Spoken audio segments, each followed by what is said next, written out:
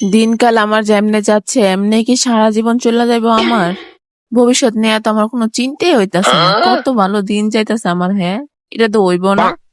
ভালো করে পড়াশোনাটা ঠিক মতো করতেছি না, শুধু খাই আর ঘুমাই, এমনি তো আমার দিন যাইব না। আমার বাবারও তো এত অটাল টাকা সম্পদ না, তাহলে আমি কেমনে এত নিশ্চিন্তার মধ্যে আছি?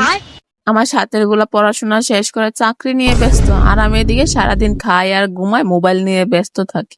কি এক অবস্থা! কিন্তু আমার তো পড়াশোনা করতে ভালোই লাগে না, কিটা যে করতাম ভাল লাগে না আর। আরে নিজের চাকরি করতে হইব নাকি? জামাই চাকরি করলে তো হয়। এটা চাকরিওয়ালা জামাইকে বিয়ে করব আমি এবার, দাঁড়া। আরে কপাল, চাকরিওয়ালা পুলা আমার বিয়া করবো কেন? চাকরিওয়ালা পুলা তো চাকরিওয়ালা মায়ের বিয়া করবো, আমার মধ্যে কি আছে? ধ্যাৎ, ভাল লাগে না আর কোনো কিছু ভাবতে। আরে তোর চাকরি বিয়ে সব বাদ, এখন আমি যখন একা একা হাঁটবো তখন যদি সামনে একটা টাকার প্রস্তাব পায়ালাই, তাহলে আমার জীবন তো পুরো জিঙ্গালালা হু হু হয়ে যাবে রে। কিন্তু আমি এত টাকা একা একা খরচ করবো কিভাবে? আরে চিন্তা নাই, আমার একটা হেল্পার রেখে দেবো। বেশি লাগবো না, 100 কোটি হলেই চলবে বস্তাটার মধ্যে।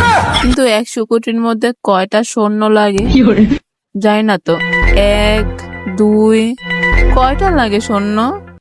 আরে তার ভালোই লাগে না কসুর মাথা।